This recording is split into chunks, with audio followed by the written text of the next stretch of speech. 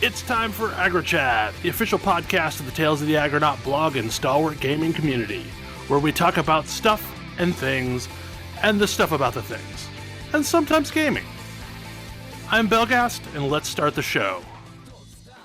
Hey folks, it's that time again. Time for another episode of AggroChat. This is episode 443. Tonight I'm joined by Ammo. Hello. Ashgar. Never drop a box of Dominion. Grace. Hello. Our remote correspondent, Kodra. What year is it? Damn. Hello. And Thalen. We are secure. So we've had a topic that we've been trying to talk about for several weeks, but various folks have been gone. Nimona is great. You should watch it. Like we've said that before. Like now we're actually going to talk about it. Watch it twice. Watch it again. That's such a great movie. Be ready for things that made you laugh the first time around to make you cry the second time around. I mean, it was already kind of a heart. sucker punch in the feels during certain aspects. So I would imagine those get more so over time. I mean, mostly just that, once you've seen it all and know certain things from near the end of the movie, you realize you have realizations much earlier. Yeah. So I've watched it twice. Yeah. I mean, so I will say, like, I read the comic, and maybe it's because who I was when I read the comic and who I am now that I'm watching this movie, but a lot of the themes in the movie feel a lot more clear and a lot more explicit. Yes. I agree. I actually just reread the comic. I had been kind of wanting to for years. But it's mostly not on the web anymore, because it got published as a book. So I finally just went ahead and ordered the book. And so I reread it this past week. And yes, it's very clear that the webcomic was being written by someone who was working through some stuff without even really realizing that they were working through some stuff. And the movie was developed by people who have worked through stuff. Yeah. Like, and are less subtle about it. The webcomic gets real dark. Yes. Real dark. I like that the movie also ends on a more hopeful note. Oh, much. I will say one of the things, I saw this comment immediately after the webcomic was finished, and I've now seen the comment after the movie was published, which is basically like, why does this film devote so much time to this like goofy sidekick character Nimona when it's clearly about Ballister and Ambrosius? And like at the time, Indy replied with, "This is absolutely not a webcomic about Ballister. The main character is Nimona. If you didn't get that, you didn't get the point." And I feel like that is much more true now. Yeah. Yeah. Like Ballister and Ambrosius, they're important. They have arcs. But this is about Nimona. That is the core of the story. And also, I think there's a desire to dismiss Nimona because she is so sort of chaotic and scattered and vicious. And people, there is a reaction where people want to minimize that character because she's not clean, or they're not clean. And no, that's the point of the movie. They are allowed to exist in their own skin. Yeah, they don't have to be what they've been forced to be. And just because society may not assign them intrinsic value from the perspective of society doesn't mean they don't have value. And I don't know, right now in a society where it feels like a lot of people are getting denied value because of intrinsic qualities, that felt really meaningful to me. Yeah, I kind of feel like it's a really important movie right now, but also I kind of feel like the people who really need to watch it won't ever watch it. That's always true. Yeah. Yep. I do appreciate that along with everything else, I feel like this movie is perfectly appropriate for young children. Yes. I felt no qualms whatsoever about letting my 5-year-old watch this movie. It is there's a bit of swearing in it. The violence is cartoon violence. There is almost no blood. There is one scene in particular with a little spurt of blood for like comedic purposes, basically. But yeah, it's just a very good movie. It's one of those ones that I don't buy a lot of like physical media movies because I mostly just don't feel like I need them. But this is one of those ones that like I really need a physical version of this. Yeah, I think I agree. This is a movie that I need to own so that it cannot disappear. Yeah. It's Yeah, very same. rare that I feel like a movie or any media sees me, and I would very much like that to not disappear on the whim of an executive. Yeah. Yeah. Like we are so incredibly lucky that this movie even exists. It made it past so many obstacles to get here. Oh yeah, it's absolutely nuts. And in such an uncompromising fashion. Yeah. No, that's part of what's so impressive, that like it feels it doesn't feel bowdlerized or watered down. Also, I don't know if you have gone and looked at Indy Stevenson's Tumblr, but it has been updated recently with a lot of Nimona fan art. I know that there's the Queer Dads AU, which was great. Yes. I will also say a small thing that I thought was important is how Nimona expresses like the concept of violence without ever committing the violence. Like you see in all of these pictures she draws, like her violently killing all of the guards, but when push comes to actual shove, Mm-hmm. she doesn't act that way, even when she could. Like it, yeah, and in a couple of cases, like she very clearly chooses a non-violent option when she absolutely could have, like, just murdered some people. And that is a big change from the webcomic. In the webcomic, she killed a lot of people from starting very early on in the webcomic. Yeah, again, I think the webcomic is, I mean, it's a lot of the artist working through their own feelings. Mm-hmm. It's very cool to see this movie come out, especially after having read the webcomic. Yeah, like this feels like the tightened up and like improved version. Yeah. And it's kind of neat seeing like having seen the comic and like the comic is great, but it's not as focused because I think that it couldn't have been. Yeah. And it's interesting seeing I think that there's a lot of like really interesting stories that have been done in that kind of style that like anime is another place where this happens a lot, where you've got a manga that's kind of like long and sprawling and cool but unfocused, and then like when it gets turned into a show, it gets tightened up a lot. Yeah. And like sometimes you lose some details, but when you don't, it's just clean.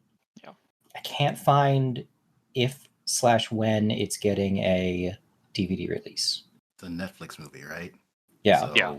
So it might not.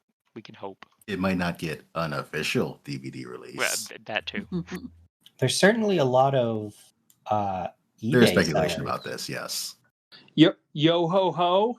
Like obviously not until you've seen it legitimately, but yes. Yes, this is also important. If at all possible, watch this on Netflix. Give it a thumbs up, a double thumbs up. Apparently that's a thing. Whatever. Like, make it very clear to Netflix that yes, we need more of this, and also like indirectly send the message to Disney that you done screwed up. I mean, if you're so inclined, write a short script that starts this every couple hours. I mean,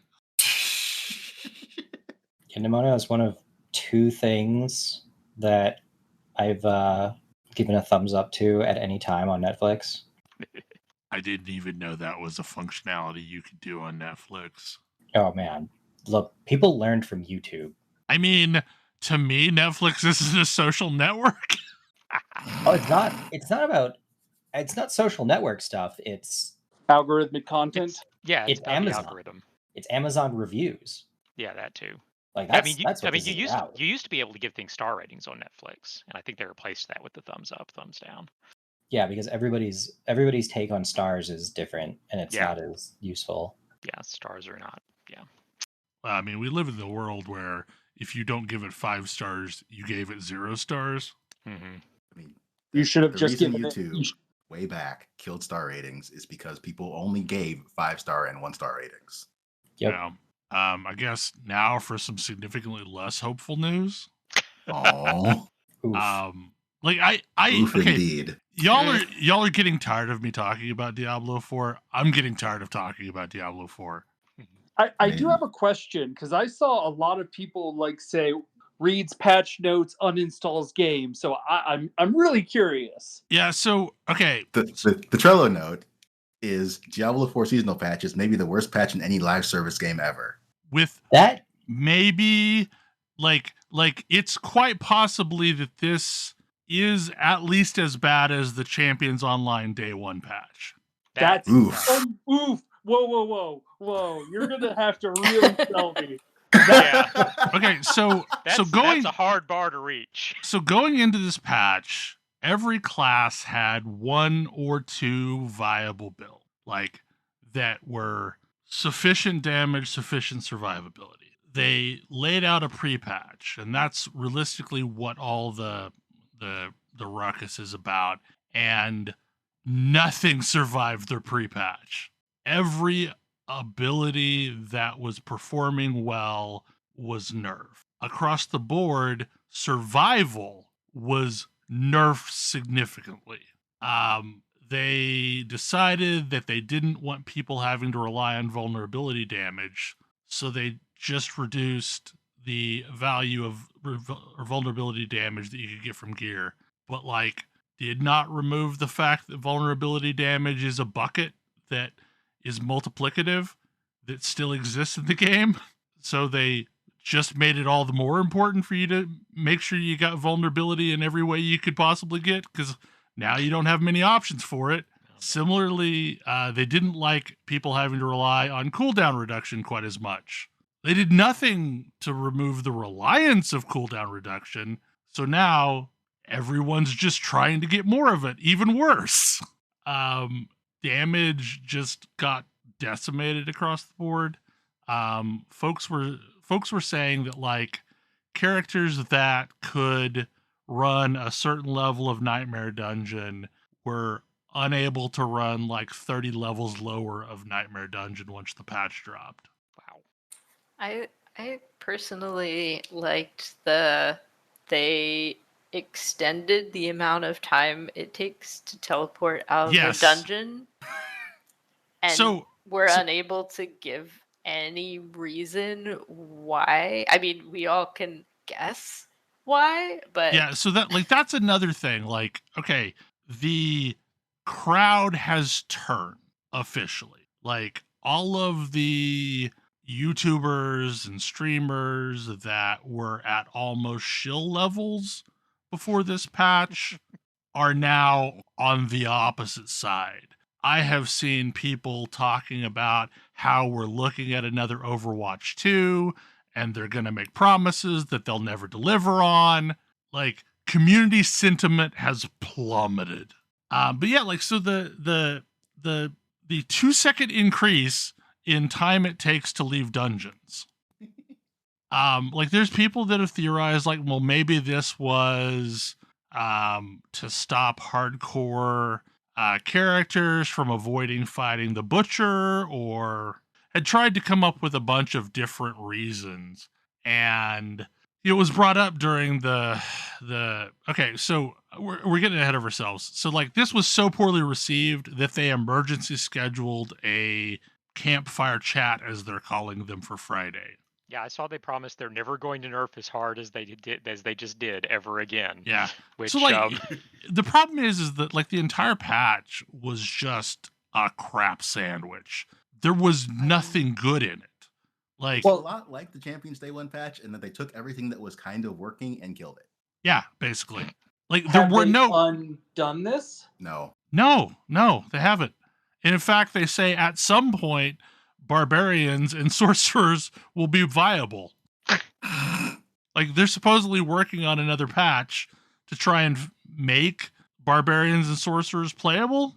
I mean, druids, rogues, and necromancers got out with less damage. They all deal less damage, but like they're not as abysmally nerfed as barbs and sorks. It isn't the way to fix those to, roll back your patch. One would think, like, in a You would production think- environment, if you had such a badly received patch, you'd probably roll it back or halt it or do something. That is not what's happening. Never roll back, never surrender. Then I there's a guess. ton of bugs, and some of which folks are not being charitable in calling them bugs. So I uninstalled the game because I had been warned that you could hold on to your battle pass and not spend it for the season if you were careful. And I didn't want to take the risk. So I just uninstalled the game. Like I'll check it out and I'll have a battle pass sitting waiting on me for some point down the line. And it came with the game whenever it was purchased for me. But apparently, there's a lot of people complaining because when you first get into the game, it pops up a screen asking you to accelerate your battle pass, and your mouse is basically glued to the accelerate button, and you can't get off that screen without exiting the game, Wow. Yikes. which then consumes the token that people had waiting on them. So like the choice not to use your token is just not a thing that was like happening for folks. They probably can't roll back because I'm betting the season 1 content's in this patch. Well, so yeah. this was it had the season 1 content in it, but it wasn't turned on until the Right. season launched. And I don't know, like the actual seasonal content is kind of anemic. It's basically just more nightmare dungeons. But Yeah, like, I mean, that was what I was going to ask. Is there actual substantive content for this season?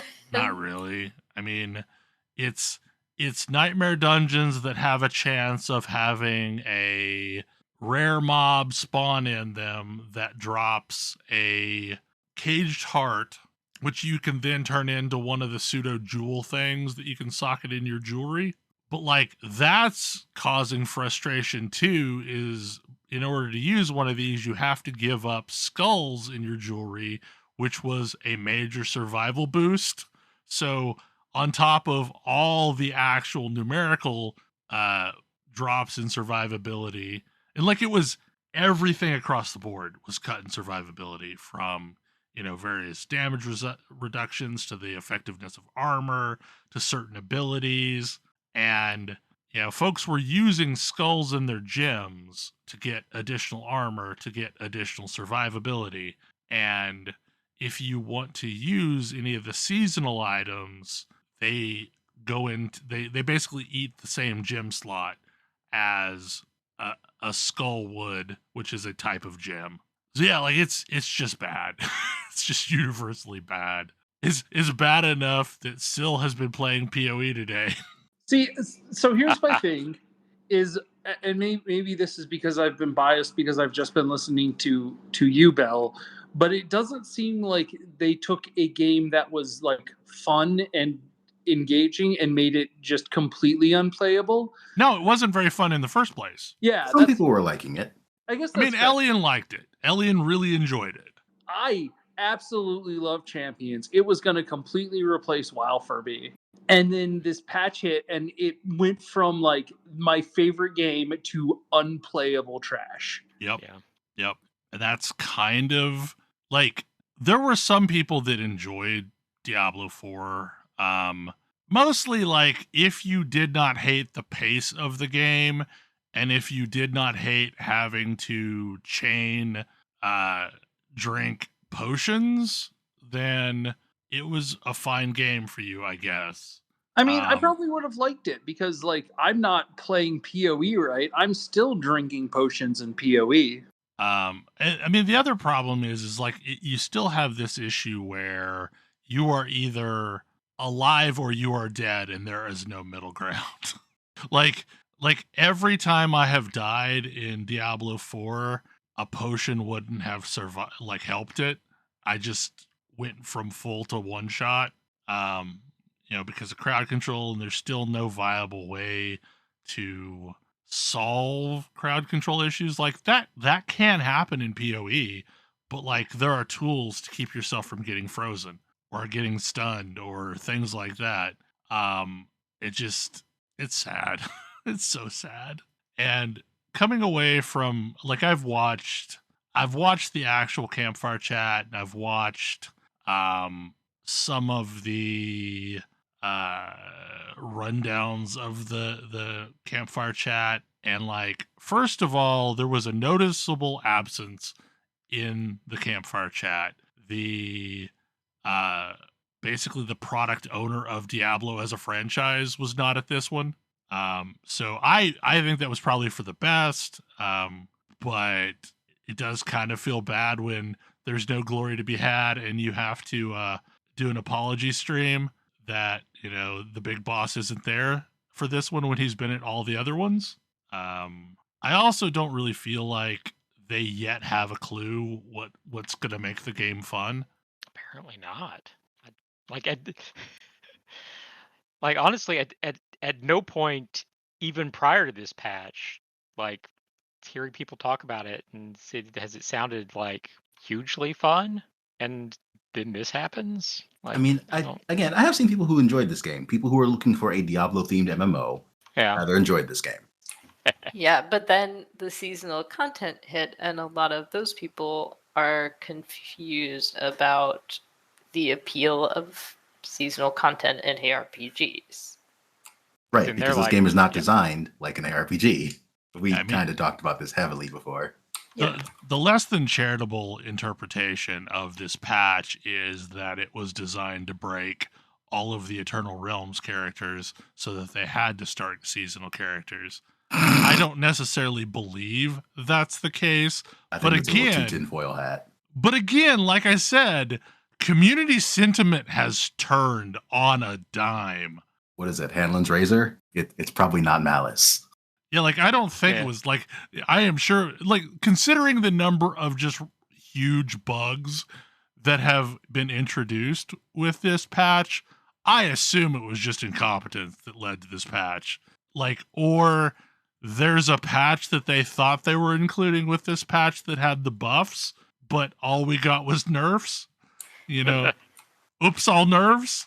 The thing about all of this that is heartbreaking and frustrating is that, you know, you have missteps like this, and we've seen missteps in other games, Yep, we sure have. but Blizzard as a company has been through this process so many times and really kind of has no excuse not to have learned these lessons already. Yeah. You That's the know, part that really surprises me is that like This isn't like some random indie game company that's never made a game like this before. exactly. Yeah, Yeah. This is the company that invented this subgenre. I think this is again Blizzard moving away from previous ethoses of it'll be done when it's done, and moving to like, hey, we have a release window, and like let's just everything that goes into this release gets released, and maybe they didn't have on the ball release management checking to make sure that the features that got cut because or got delayed didn't cause the game to go into an unplayable state. I mean, my personal theory for what we have seen with everything that has happened like this recently in Blizzard is as a company, they have mercilessly cut Q&A staff. And I don't know what their Q&A staff looks like now, but I feel like we are seeing the fruits of that decision. Mm-hmm. I mean, I imagine QA is probably a lot less qualitative and a lot more like quantitative, find bugs, log bugs, and probably are probably not interacting with the game the way that a player would. And there Yeah. might not be anyone interacting with the game the way a player would in the release branches. Right. And that's like I feel like no one is actually playing this from a critical eye before it gets rolled out to the players, cuz like nothing that has happened that has caused, consternation should be a surprise. Yeah, this does seem like a situation where, folks within Blizzard should have played the game and asked themselves, is this fun? And realized, oh, maybe it's not. And I will say, there's a real resistance inside of certain companies to actually use their products because, people work on their product day in, day out. They don't want to use it. Well, and as a dev, it's also hard to test your own product because you know what the golden path is supposed to look like. And you're going to follow the golden path because you know how to avoid that bug that maybe didn't get fixed. Yeah, you're going to play it the right way, okay, the way you intend it to be played. Or you're going to just play it in optimal way, and it's one of those things where the QA. Whoa. Devs playing things the optimal way? No. QA playing things the optimal way. Sure. QA, yes. I'm saying devs aren't playing their game. The thing that I've wondered about with Blizzard for a really long time is they are at this point a multi-generational company in that the people who started it the company has been around long enough that the people who started it could have kids who work there. Mm-hmm. And that means that there's a lot of people, and I would guess an overwhelming majority of the company at this point who grew up drinking the Blizzard Kool-Aid. Mm-hmm. And so, I wonder if this is not a, lack of QA thing or a lack of direction thing, but there's no skeptics left thing. We are Blizzard. Blizzard makes good games. Therefore, this is a good game. Yeah, but clearly that's not the case. Okay, everything that I have heard about Dragonflight is that it's pretty good, but there's been some colossal failures over the last decade from Blizzard. Yeah, but some of the people working there have to have known Diablo 3 existed as a game. Right. But I think there was, I get the impression that this team had an extreme pressure not to be Diablo 3. Yeah. Absolutely. But there was good data in Diablo 3. Right, there was good data there that should have been studied about how reception of Diablo improved over the course of its run.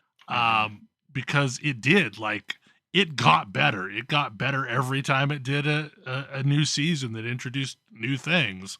So I feel like the reluctance to take anything from Diablo 3 and move it forward was probably a bad call and was just a knee-jerk reaction because, a lot of people left and didn't like Diablo 3, but let's be honest, they're playing PoE. Yeah. They already have a game now. I can't help but wonder, to what degree is Diablo 3 viewed within Blizzard and Activision as a complete failure because their initial monetization attempts did not work? Oh, I'm sure it is. And were not replaceable with something that brought in ongoing cash. Like I said, and I think Grace was getting to this, one of the non-charitable reads of the 2-second delay is they're just trying to juice their user activity ratings by, spreading out that extra 2 seconds every time you get in and out of a dungeon by, however many millions of players are still playing. I wouldn't be surprised at all if there was some bug, some edge case or something or other that got found that putting in a 2-second sleep here seems to fix it. Right. Let's just do that. Right. I think that's probably literally what happened. Yeah. Oh, we got a race condition. How do we fix that? Slow it down. I will also say I am curious. I am always curious how the fact that this is a company that has now decided, yeah, we're going to just go ahead and be bought by Microsoft, and like, who cares what the courts say is impacting those decisions. I mean, I figured it was why they rushed everything out this year. Mm-hmm. Yeah. I assumed it was, upper management that doesn't expect to be there anymore, trying to get their share before, they're parachuted out the back end. Yeah. It's rough. And like, here's the thing that frustrates me is like, okay, I'm a developer. Like I am technically a manager now, but by trade, I have been a developer my entire working career. I do not understand a couple of the things that are going on here. Like, resists are broken. That is a core functionality of an ARPG if you're going to have resists at all, right? They're just broken. They don't work. They don't do what they're stated to do. And that is supposedly not going to get fixed until season 2. I don't know how that's not oh crap, we got to hot fix this. Resists are broken. I mean, if they didn't factor them into survivability, then they didn't notice or care. A slightly uncharitable read also is they might have their entire stuff focused on some other business problem, like the fact that the game isn't making the money they need it to. They might also have devs that were, worked on WoW more before this, so where resists don't matter at all. Yeah. And they're just there for legacy reasons, let's say. But if you had core systems that were in that of bad shape that they can't be fixed with a hotfix, like, why did this game launch? Oh, are you asking about tools, Bell? Because I'm pretty sure the answer is no tool set has ever been that good to make it easy to fix stuff like this. I mean, also, Bell, I think the answer to your question is because capitalism. Yes. Yes. That is the ultimate answer to this. It's a metaphor for capitalism. So I'm sorry if you're still playing Diablo 4. I'm sorry that the world appears to be burning over there. Yeah. Maybe try Path of Exile. Yeah, maybe try Epoch. Path of Exile or Last Epoch, or Grim Dawn, or I am offering to explain Path of Exile to people. If you're over on Mastodon and you have questions, hit me up. I have some vague understanding, like I'm over 1,000 hours into it, and I still feel like I'm a novice. Yeah, Bell is not necessarily. This is a problem with Path of Exile, but yes, it's not a friendly game to onboard to. Play Last Epoch. It is a much friendlier game to onboard to. It sure is. Yep. It is, but it also suffers from some of the same problems that Diablo 4 has, in that like the end game doesn't feel super fleshed out yet. Yeah, but if you're they're actually new, working on it. Yeah, and if you're relatively new to ARPGs, it's a nice way to ease in systems that make sense up front. And if you like it, then play Path of Exile if you start to get bored at the end game. Yeah. That's the right path. That is the correct answer. Because let's be clear, Path of Exile is a terrible idea for a first ARPG. Oh yeah, no. Yeah. Do not do this. Path of Exile is not baby's first ARPG. It does not work that way. Path of Exile is like EVE Online, Crusader Kings, Dwarf Fortress level complicated. Okay, this needs a 30-page Let's Play forum. I don't know if it's Dwarf Fortress levels of complicated, but it's in line with those other things you said. And to be clear, if you're thinking to yourself as you're listening to us to talk, hey, doesn't that mean I'm going to waste a whole bunch of time leveling up a Last Epoch character only to throw away to play Path of Exile? Don't worry, Path of Exile is going to make you waste so much more time than that. Yes. And characters. I mean... And you'll enjoy the time you spent in Last Epoch. It won't be wasted. Yeah. Yeah, I mean, like, and I enjoy creating dumb characters in ARPGs. That's part of the fun. I mean, controversial take. If you play a bunch of time in Last Epoch and enjoyed it, and then play a different game later, maybe you didn't waste your time. Right. Yeah. Like, I mean, I'm not gonna go on an unhinged rant about Endgame and why maybe we don't need it as much as we think we do. Let me tell you about all the times that I have started Fallout and have never saved any of the saves. But yeah, maybe it should be okay to play a game and get to the end of the game and then stop playing the game and play a different game. There's a lot of games. There are so many games. Like, it's cool. I think that we tried to have forever games for too long, and now everything is trying to be a forever game. Even games that really, really don't need to be. Yeah. Maybe But I it's would not say, good if we like, have forever games. It's better if we play a bunch of different things. Yeah. I feel like there are only a handful of games that have successfully done the forever game relatively well. I mean, I think Path of Exile is one of them. It's just a huge lift to get there. Yeah. I mean, I Path of feel like Exile one is of also a game that you can play for a bit and then put it down and come back to it later. yeah, In like fact, go do something they else. strongly encourage you to play it like this. Yes. A new season starts. People jump in, play for a while, get however far they feel like is far enough for them, and then go do Yep. something else for a few months until the next season comes along. It's fine. I Like will honestly, say, in general, I feel like the games that have done forever game reasonably well are the ones that support that sort of gameplay well. Right, to create some breathing room. Yeah, where it's okay to just go do something else for a while and come back and not feel like, oh, I'm so far behind, will never catch up. Yep. I will say it's weird that one of my forever games is Final Fantasy V. I mean, yeah. Sometimes it's just like, I still take Mega Man 8 out like, basically once a year. yeah, I mean, I can't think. Okay, so what games have I played more than once? Super Mario World FF5. and Link to the Past. I've played a lot of games more than once. Same. I've played Yeah. like all of the Fallout games. I've at least played New Vegas probably 10 times to various states of completion. I play Yeah. Night in the Woods every fall since it Mm. came out. Good call. I've played Witcher 3 a bunch of times. I've played like Cyberpunk. I've played it 3 times through already. All the way through. I think I can count the number of games I've played more than once on my hands, and one of those is Exocolonist, which is a weird take on that. Honestly, the games I've played most are the ones that are most like reading a book. Like most Infocom text adventures, I have played through multiple times, which might seem weird because it's all about solving puzzles and things, but it's a story. It's basically reading a story, and I do like to reread books. Yeah, I mean, it's a fair thing. I also don't reread books almost ever. Every so often, I just need to settle into a comfy experience. Yeah.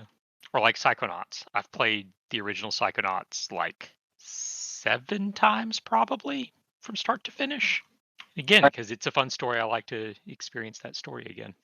I have played Psychonauts a lot. I will cop to that one. Played Maniac Mansion a bunch of times. And Day of the Tentacle. Yeah, Day of the Tentacle especially. Start But to like finish so many times. But I've absolutely played through the original Maniac Mansion on PC through multiple times. Yeah. Well, that was one of the first games that actually like had like different playthroughs depending on what characters you played with. Like that was like this new weird thing at the time. Shadowgate and Beyond Shadowgate. Hmm. Speaking of comfy games, Honkai Star Rail released a new story update that was rather short, but also offered a bunch of really charming stuff. It's been really fun. The main story quest was super short and had a particular moment that was extremely troubling. but there's a lot of other side content that is adorable. I guess it makes up for it. I've not made it very far in the new game mode where basically you're told that your adventures are boring and we need to spice them up. Oh yeah, I haven't started that one, but it looks kind of crazy. Is this like the Wandering Minstrel? What's going on? Yeah, kind it of. is Yes, it's very much like the Wandering Minstrel. Yeah, it's the same vibe. Like, tell me the story of what you did. No, that's not cool enough. That's not going to work for my audience. Let's try that again. But the difference is instead of just redoing the same fights but harder, it's like adding a bunch of random extra story stuff that's That didn't happen, but you're searching for a MacGuffin. yeah, like completely out of the blue. Like, oh no, we need to fill in the plot a little bit here. You got to that part way too fast. I look forward to that. That's super fun. I appreciate that the game has no problem making fun of itself sometimes. Yeah, its sense of humor is great, and it really does make fun of itself frequently. I feel like that's a really important thing for... There are a bunch of games where I feel like it's a really important thing to be able to do, is make fun of themselves. Yeah.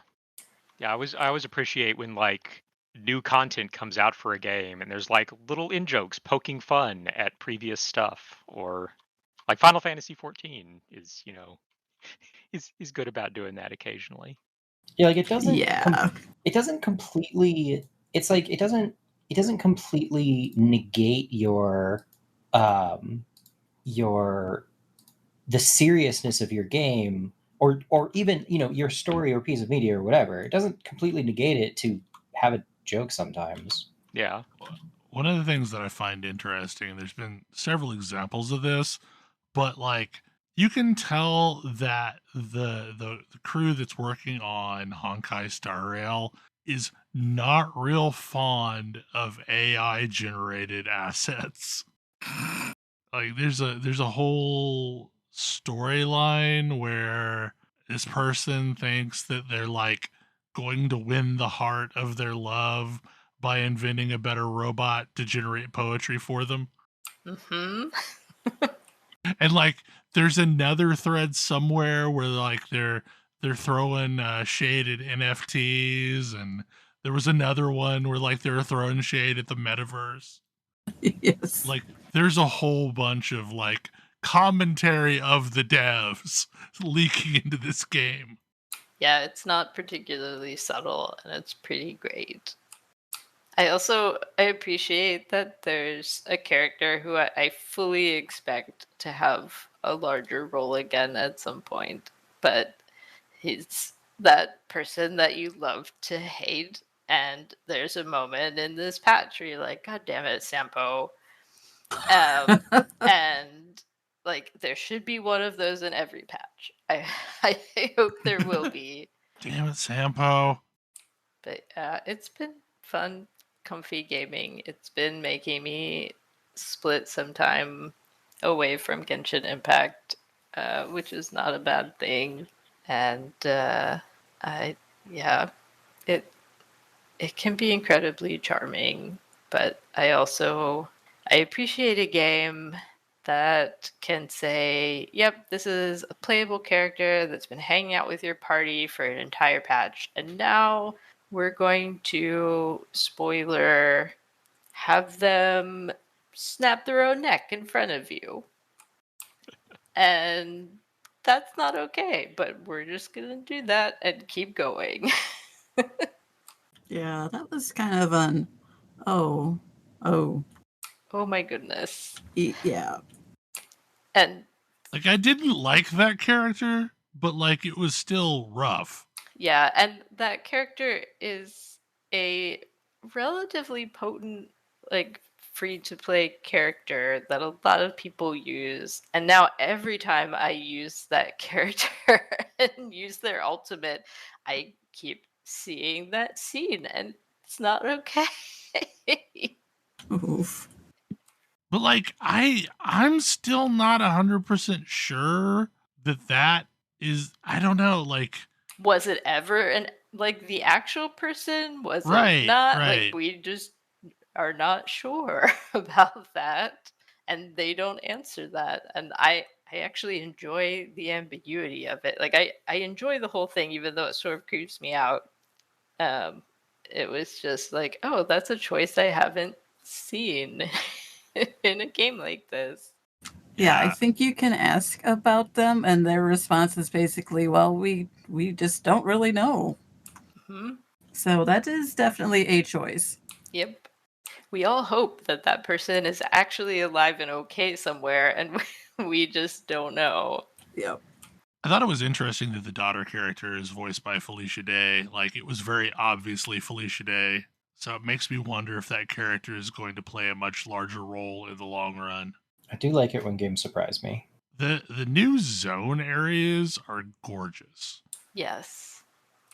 I mean, I'm biased. It's basically an underwater zone, so of course I like it. But it's extremely pretty, and there's like ghostly sea creatures swimming around in the sky.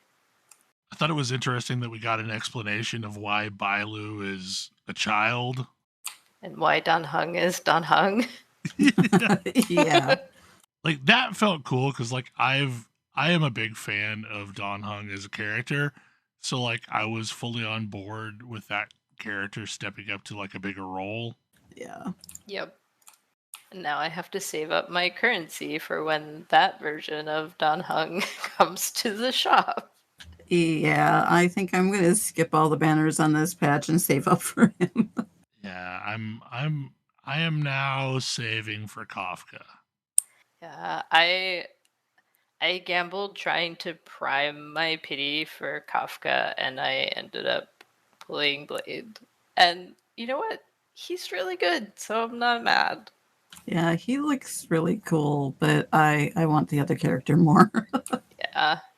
Well, I may have to replace Don Hung in my party so that I can have Silverwolf and Kafka. And like, unfortunately, this isn't a BioWare game because what I really want them is to shit talk each other. One thing I appreciate about this game that I didn't fully appreciate when I first started though is the friends system lets you borrow someone else's character for some specific content. Yep. And the nice part about that, as someone who has not been playing since day one, is that I get the chance to try out all of the characters that are from banners that I completely missed and use them completely effectively to clear content. And it's been really fun to mess around with Sela and Silverwolf, just some characters that I just didn't get to try. And I don't know, it's something that I haven't, most of the time in games that had similar systems, you get a very pared down version of the character, or they're sort of in a support role, but you don't get to fully play them. And this is just, nope, you have that person's version of that character in your party. And that's actually really fun.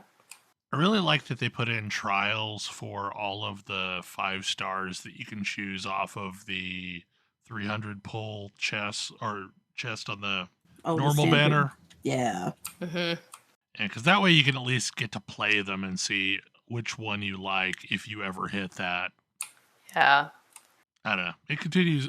Like, I continue to enjoy the hour or so that I screw around with it every day. Okay, Thalen, tell us about Twilight Imperium.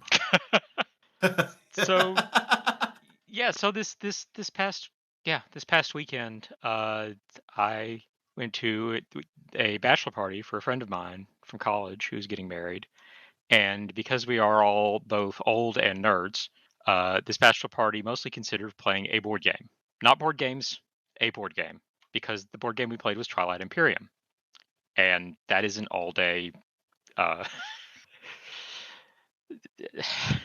game. Was this anyone's first game of Twilight Imperium? This was my first game of Twilight Imperium.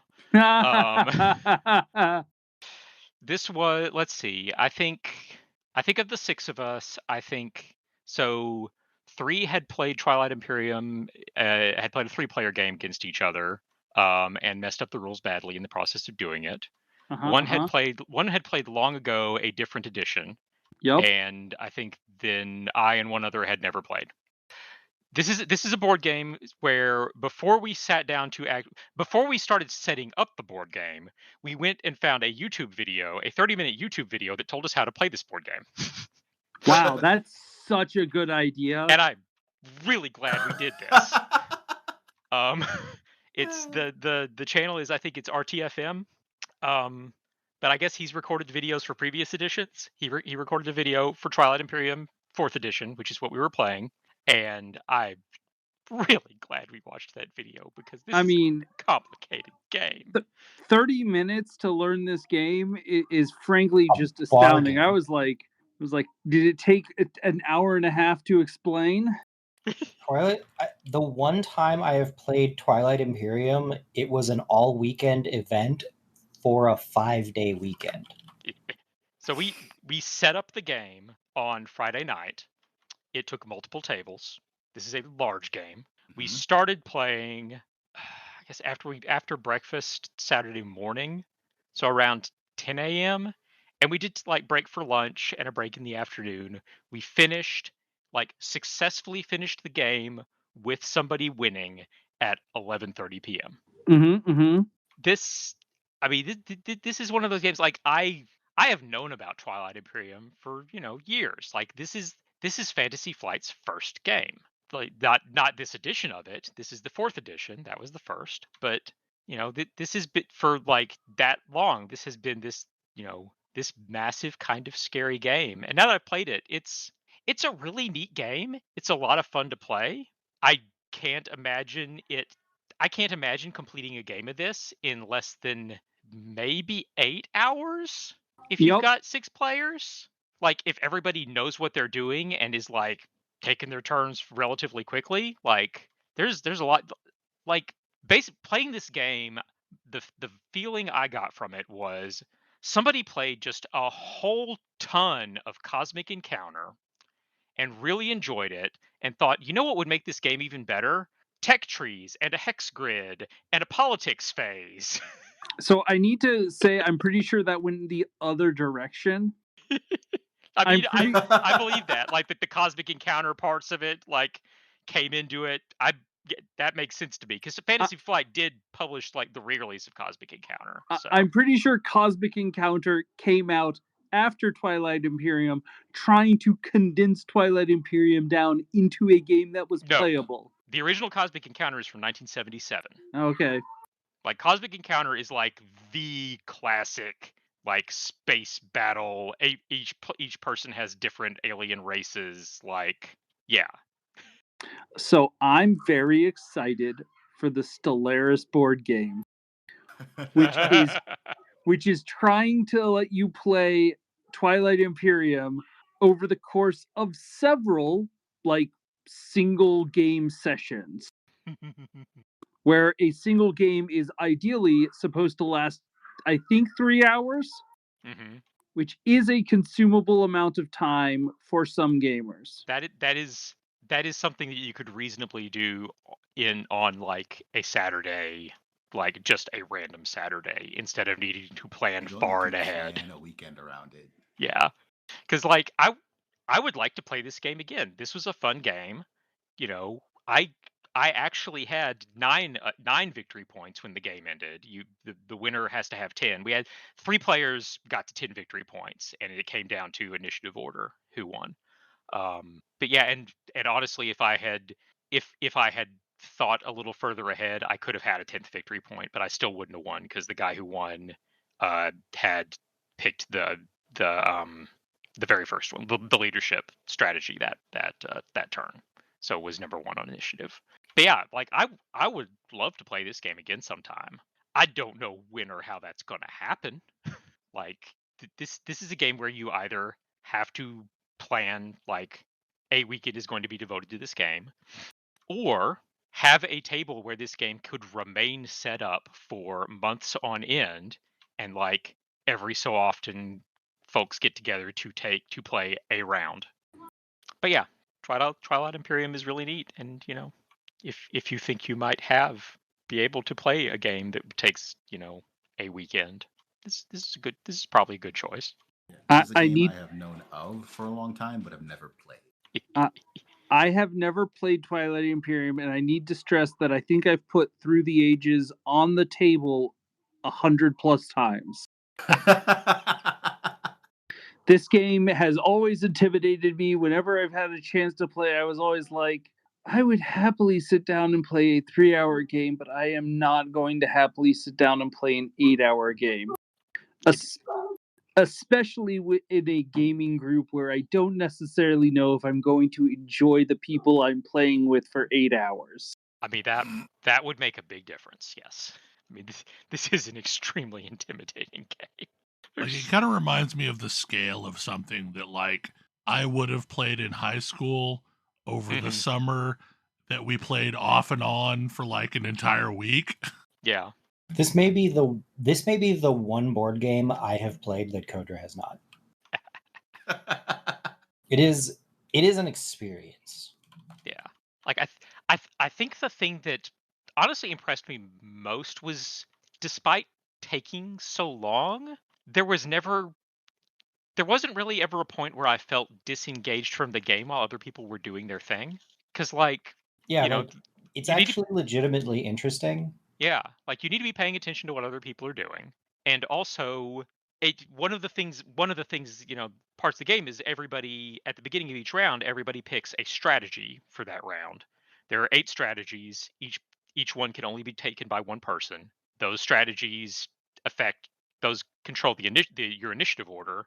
Also, each of them has a primary and a secondary ability. When the strategy is used, the player who picked it, they use the primary ability.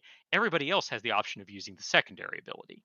And so you're also, paying attention for that and trying to plan, like, okay, is this person going to use that strategy yet? I would need to make sure I have, resources or influence to make use of it when they use it. But if they use it too early, if they use it earlier, like early in the round, like I may not be able to take full advantage of it. Or if they use it really late, like, there's a lot of there's a lot of planning to do. I think my life was made slightly simpler by the fact that I was playing basically the Zerg, whose special ability is just +1 to all attack rolls, which is much simpler than the other the other races.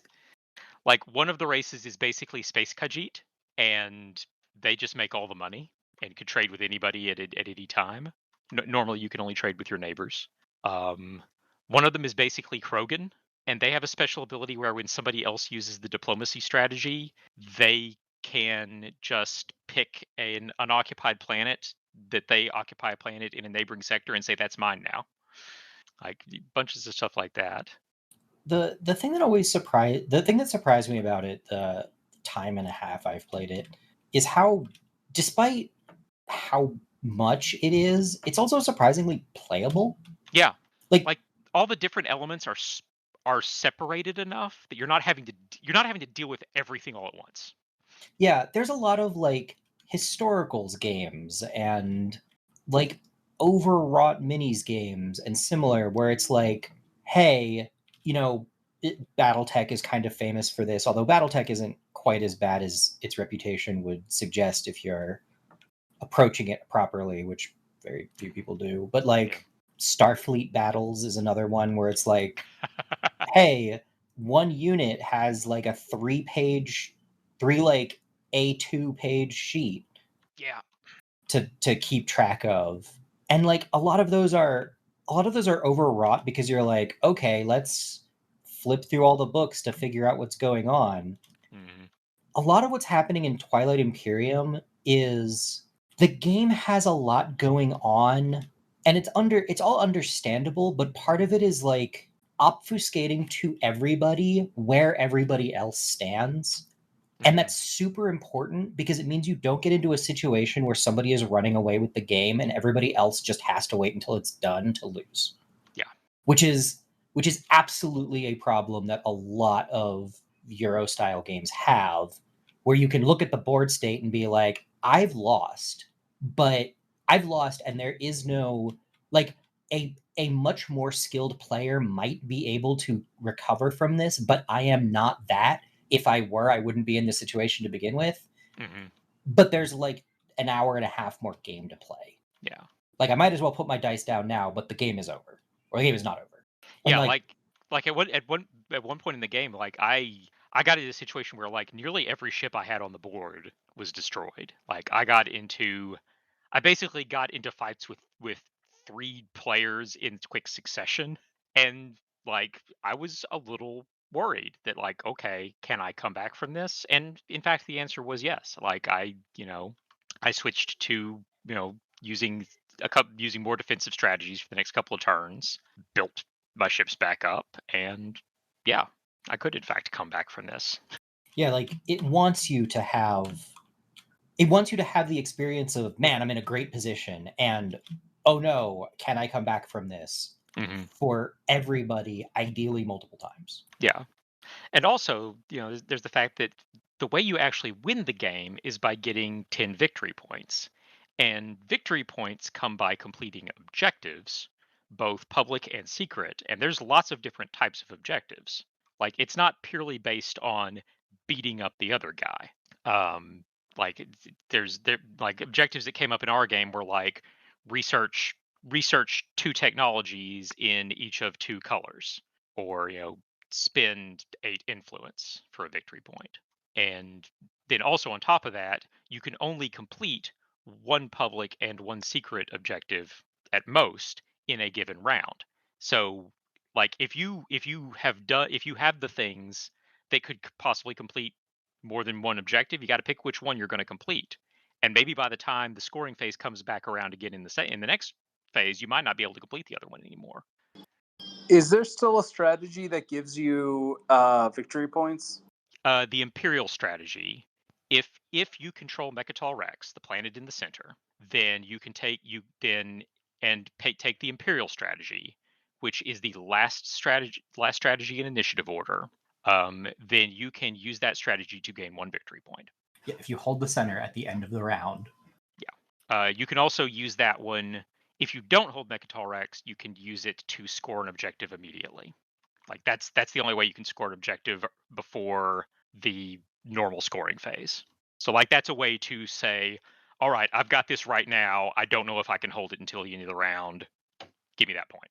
But you have to have like picked that strategy at the beginning of the round, and by picking that strategy, you're not picking the strategy that lets you, activate the same sector twice. Thus, being able to like do things in that sector more than once, or the one that lets you build additional space cannons and docking bays, things like that. Yeah, I think that's a slightly nerfed from previous versions of it, which I makes it sound a little bit more sane. I get the impression that it is, yes. Because in previous versions, I understand there was a strategy that would pretty easily get you victory points, and you always kind of wanted that one. Yeah, I mean, basically picking the strategy while you control Mechatol Rex is asking the other players to try and kick you off Mechatol Rex before your turn comes around. I mean, it feels like even if not, it's saying, I plan to take the center this turn, probably. If you don't control Mechatol Rex, you are telegraphing that, you're probably going to try for it.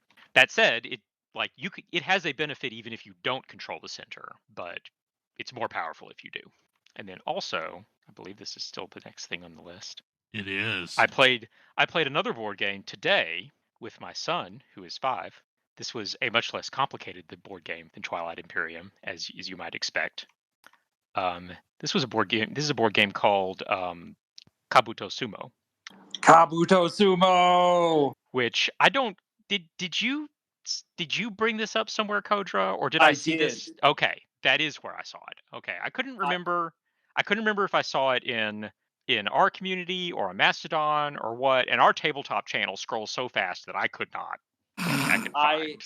I picked this up at Origins, and I believe I talked about this in one of the podcasts, but I think you might not have been on it. Oh, maybe.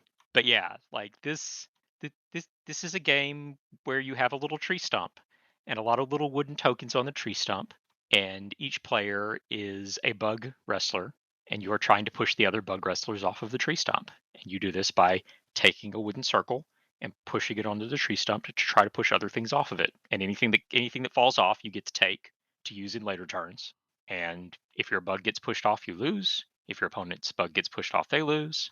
And it's just, it's a fun, fairly straightforward game. There are junior league versions of the bugs that are simpler for like simpler play where you don't have to worry about like paying for special abilities and things. That's how I played with my son. But yeah, it is cute and fun. It is definitely a great game for kids. I will also suggest by the same company, or at least I'm pretty sure by the same company, Roll to the Top, a game in which you have a dry erase board. Like the very first board is just a pyramid, and the idea is you roll a bunch of dice and you can write numbers onto your board. You can write any numbers you want into the base, but every number that is above the base has to be higher than the bigger of the two numbers it touches below it, or any of the numbers it touches below it. So on a pyramid, you're rapidly going to start increasing, and you're going to have to get bigger and bigger numbers. But you can add dice together. Okay, my son does like numbers, and he does like dice, so this might be right up his alley. And it's a fun way of practicing writing your numbers. That's yeah. I'll have to see if I can find a copy of this. Yeah, Sounds like an excellent idea. we love this game, and we picked that one up at Origins. We've been playing a lot of board games, though. I've missed playing board games because the pandemic made it more difficult, and most of the board games I own are not really board games that I can play with a 5-year-old. Like, I don't think he's going to play Illuminati with me, or Arkham Horror. Illuminati, maybe. I don't know. Also, Arkham Illuminati, Horror, probably not. Illuminati's a real good game for like making everybody hate each other. Yeah, that's a fair statement. We've played a decent amount of Cascadia. Cascadia is a good game. Sushi Go, great game for kids. Sushi Go's good. We've been playing a lot of Pokemon cards recently as well. We got the Ice Rider and Shadow Rider Calrix decks. Oh. And those are spicy decks. Those are the decks that they were like, these are the decks that you could probably take to a game store and like play and not expect to get completely stomped by somebody's tournament deck. Ooh. I've been very amused because I've mostly been playing the Ice Rider deck because it's a little bit more complicated, as it features a Pokemon where the first stage evolution lets you go and tutor your deck for one trainer card. The second level evolution, as soon as you place it, lets you tutor your deck for 2 trainer cards. And so it rapidly becomes a game of like, how do I tutor the exact cards I need for this situation? And it's a lot more complicated to pilot. Yeah. Than the Shadow Rider deck, which is just, I'm going to try and use every way possible to put as much energy onto the board as I can, and then make my laser super big. We also have been playing Acquire, which is getting a reprint, finally, not by Avalon Hill. Huh. Yeah, a different company got the rights to do Acquire, and so it's not yet out, but it's like you can pre-order it. Okay. Neat. Yeah, also because I don't already own enough board games, I also just recently got delivery from a Kickstarter that Steve Jackson Games did for Wiz War, which is one of their classics. It's an oldie with Phil. It's got Phil Foglio art.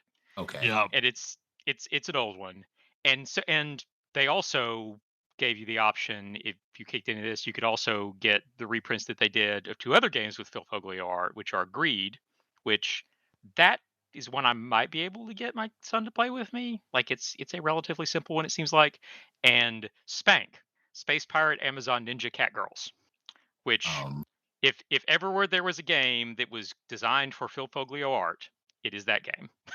Sounds like it, but how did we get here? I don't know. Board games. All right. But hopefully I can try those out at some point. But yeah, I had a day where my wife was like, took the entire day to go hang out with friends, and it was just me and the kids, and we basically played board games the entire day. So I'm going to start taking my son to our board game days, and I think he's able to sit through stuff now, Cool. which is super exciting. Yeah, that's something I've been working on with my son, getting him to make it to actually play to the end of a game, and not play however long and then get bored and start acting out and or wandering off just to do something else. So, Kodra, I think last time you were telling us about using your Steam Deck as a primary machine, and I saw a photo of your streaming setup. It looked like nonsense. So I've discovered that I can not only have my Steam Deck stream to a different monitor using HDMI, I can also use the Steam Deck propped up on its side as a Twitch monitor. So I had my Twitch chat streaming through that.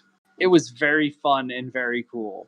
I managed to stream a whole Celeste stream from the Steam Deck, and use the Steam Deck as my picture-in-picture monitor, my second monitor for purposes of reading chat.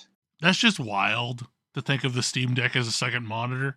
Yep, and it even has the features to turn it whatever 90 degrees, 180 degrees built into the display settings. It was very easy. Again, it was not hard to do this. It was very, very simple and part of the core feature set of the Steam Deck. I love the level of just ridiculous hackability of the Steam Deck. It's really, really useful, and this is definitely a new use case I hadn't considered when I got it that I really like. Now, as long as I have a TV, I have a great way of playing games, even if I don't want to play in handheld mode. Yeah, it's just wild how good of a piece of hardware this is. I hope mine survives what I'm about to do to it. What are you about to do to it? Are you about to change cases? Absolutely. The thing I said I wasn't going to do, yeah, I'm totally going to do. It's all fine and good until you get to the removing the screen portion. I mean, I now own a hairdryer. I don't have hair, but I have a hairdryer. Honestly, I've needed this for a while anyway, but for shrink wraps, wire shrink wrap purposes. Mm-hmm. So what I actually need is a heat gun, but it's much cheaper to just buy a hairdryer. Yeah. Yeah, but a lot of times a heat gun is actually just too hot. Too hot, yeah. Yeah, hairdryer might take a little longer, but it will get the job done. Do it. Yeah, I learned the wonders of hairdryers back in the day by putting grip tape or taking grip tape off of skateboards. I actually know similarly for taking hockey tape off of sticks. Yep. It takes a while to get it all nice and melted, but eventually works beautifully. Any final thoughts? Any short topics? I will be at Gen Con in 2 weeks, and if anyone is going there, feel free to reach out to me at Kodra at gamepad.club. Next week is ExileCon on Friday. It ends up being time-wise 6 o'clock in the evening or so Central. Afternoon or evening U.S. Yeah, so we're very sorry if you're in Central Asia. Yeah, it's very watchable for me, so that's what I plan on doing Friday night, is watching the live stream from ExileCon and seeing what all the next season's gonna, or the next league's gonna be about. Wandersong is a very weird game, but I'm not far enough in it to say what the depths of the weirdness is. I do want to just say, following on folks' previous discussions, that I'm a little mad that I had to wait for people to talk about Dave the Diver on the podcast and didn't have one of you shove it into my hands immediately when you knew it existed. Wait, did that not go through? I have failed you. I'm so sorry. You should have gotten one of those for me immediately. Oh, Yeah, no, it didn't. It's all good. I was happy to pay my money for this game. Totally pleased to do this thing. It seemed like it is very much I mean, I don't know how it could not be your speed. I just didn't know if the harpooning fish would make you sad. Yeah. Oh, the only thing in that game so far that has even slightly annoyed me is the fact that the dolphins make whale noises. Like, of all the things in that game, that's the one thing that bugs me. Well, now it's going to bug me. But there's a lot of other things in that game that are completely charming, so it's all good. I've been playing Tears of the Kingdom a bit. I like it better than I thought I would.